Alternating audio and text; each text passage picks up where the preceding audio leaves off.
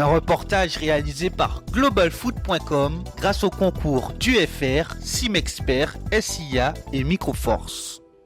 Sous le soleil chaud de 15h, ni l'Excelsior en bleu, ni la Sévère-Pré en vert ne se montrent tranchants durant les 10 premières minutes de la partie. Mais dès le premier quart d'heure, l'Excelsior prend les devants et enchaîne les frappes dangereuses, à tel point que les Foyalais ouvrent le score grâce au persévérant Alan Jean-Marie, 1-0 ici au Vert-Pré. Avant la pause, Johnny Labéjoff tente d'aider son équipe, mais sa frappe fuit le cadre. À la mi-temps, le score n'évolue pas. Au retour des vestiaires, l'Excelsior repart sous les mêmes bases qu'en première période, mais les bleus ciel ne sont pas assez cliniques face au but. À la 49e minute, la roue tourne en faveur de l'AC Vert-Pré. Les Robertins obtiennent un penalty. Rentré en jeu en fin de première mi-temps, Andy Cizran égalise avec caractère, un but partout. Après cette égalisation, l'équipe de Fort-de-France enchaîne encore les occasions ratées, une première fois et une seconde fois.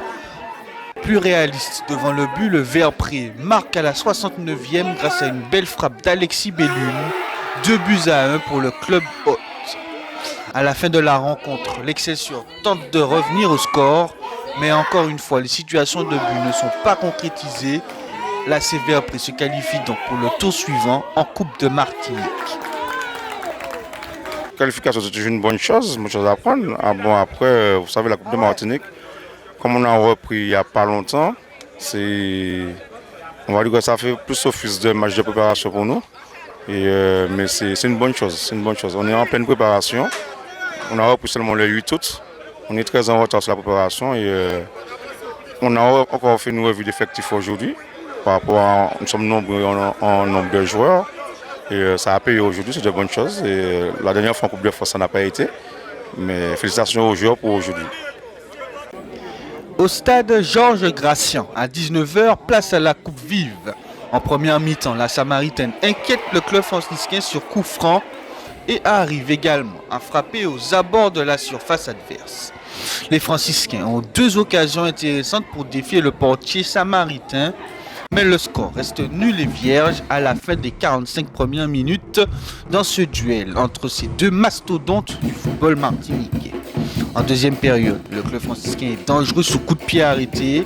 En deuxième période, la Samaritaine est dangereuse en attaque rapide et tente des frappes. Mais dans cette rencontre, l'ouverture du score vient de cet homme, Sébastien Domerger, rentré en jeu à la place de Fred Sanga. À la 86e, l'ancien attaquant du Prêcheur délivre sa nouvelle équipe et donne un avantage au club franciscain dans cette demi-finale allée de la Coupe Vive. Très belle performance pour le début de match, pour le premier match. Ça fait plaisir. Oui, confiant pour le retour, oui, on va se battre pour ça. On va continuer à persévérer pour garder cet avantage qu'on a du match aller, de ce match de ce soir. On assiste à un bon match, Je pense que les deux équipes étaient venues pour faire du jeu, montrer un bon visage. Pour une reprise, je pense que c'est pas mal. Après, derrière, c'est vrai que nous, on espérait obtenir un meilleur résultat puisqu'on recevait ce soir. Après, on est à la mi-temps, il reste un match retour où il va falloir sortir encore un gros match pour essayer de se qualifier pour la phase finale. Club franciscain Samaritaine, match retour prévu le mercredi 7 septembre.